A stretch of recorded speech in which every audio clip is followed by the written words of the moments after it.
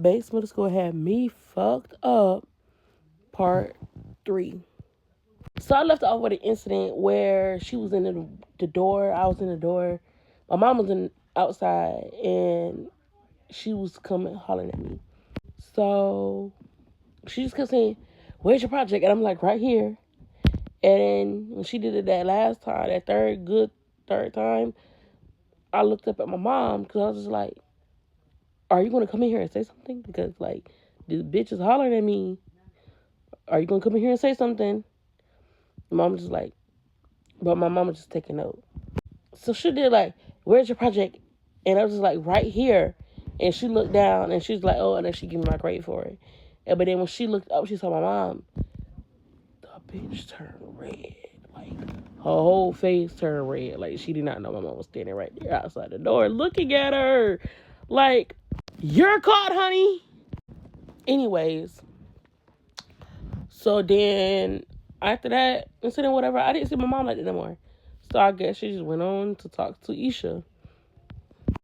So my mom went to talk to Isha, whatever, and so then I think later on Isha went and talked to Nez.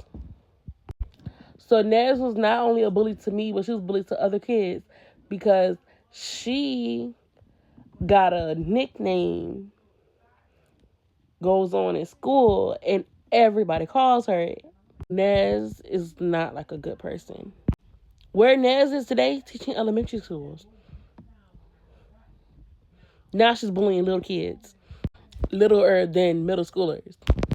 So I just had to put up with her for like the hellish 6th grade year. And you would think it stopped at 6th grade. So like once I graduated, it was just like I thought I was free of her. So like she was like the problem kept going on, and then it was like, oh, so then wait. I'm sorry, y'all. This is the ADHD. Hold on.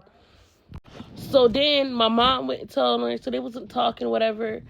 She told my mom went to talk to Isha, and Isha told my mom once, like, things. It started going with the good mornings, and that became a problem. That was I had to talk to too. I had to talk of me not saying good morning to her back in the mornings. So then she told my mom, Isha told my mom that all her kids had to say good morning to her because if I didn't say good morning to her, I wouldn't be able to walk in her class. That's the principle. So yeah, the conceit kept going on. I kept telling my mom everything what was going on, what was happening, and I just tried to remain calm on it.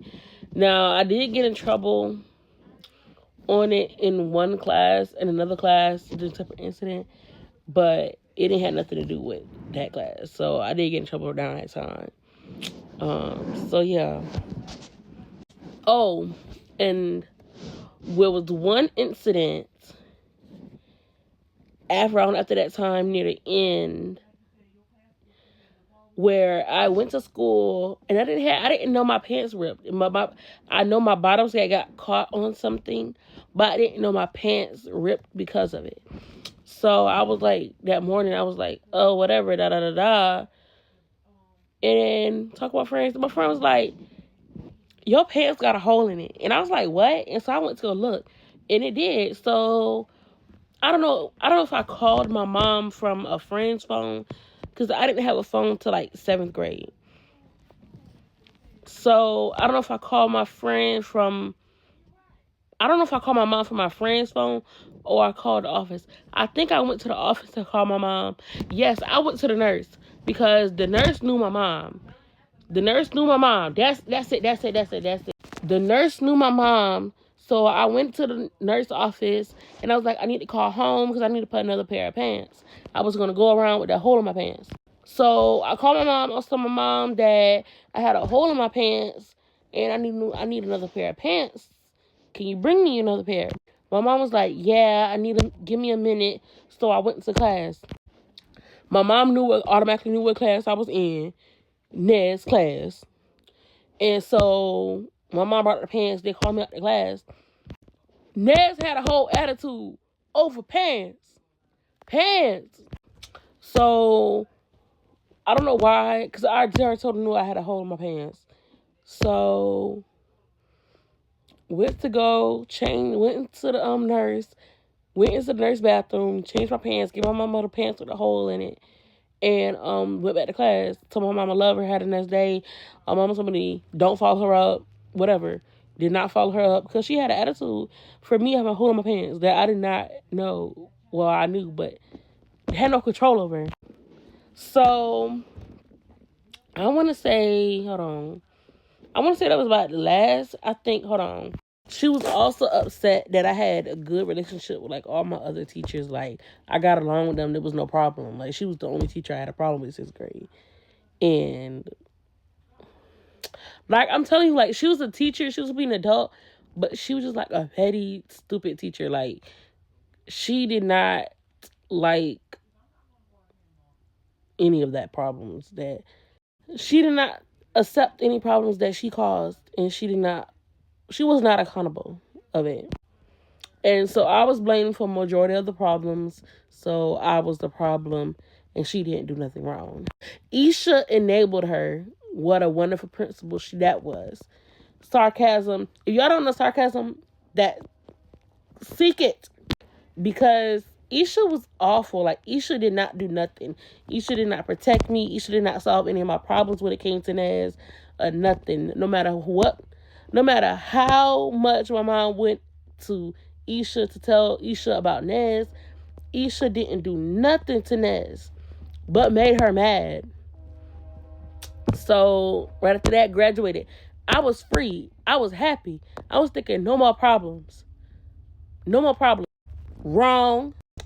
7th grade was hell. Like, living hell. Like, nothing changed. And it just got worse. Worse.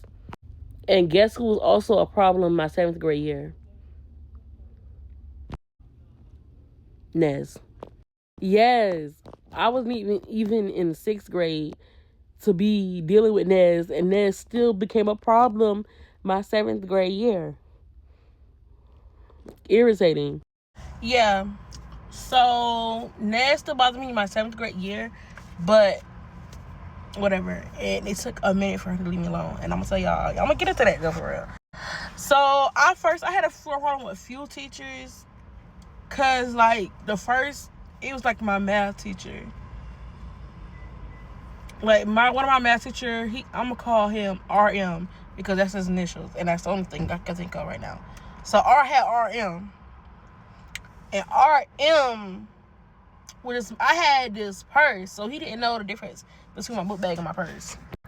Anybody could tell the difference between my book bag and my purse.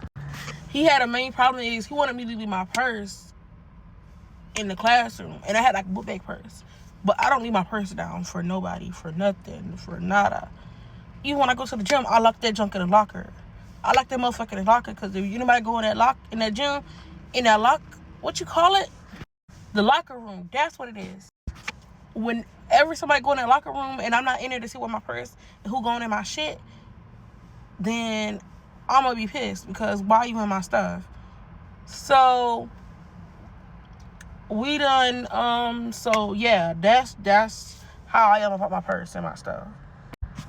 So he was like, I had this rolling book bag, like this rolling book bag. It was like a duffel bag, rolling book bag. So that's the bag I had, and I had a book bag purse. He wanted me to leave my book bag purse in the class, and I told him no. And I was like, I'm not leaving my purse in here. He was like, leave the book bag here. I said, I'm not leaving my purse in here. He kept going on. Yeah, I still went to lunch because the fuck you talking about leaving my stuff in there. So I'm about to run out of time. Come back for part 4. Yeah, part 4.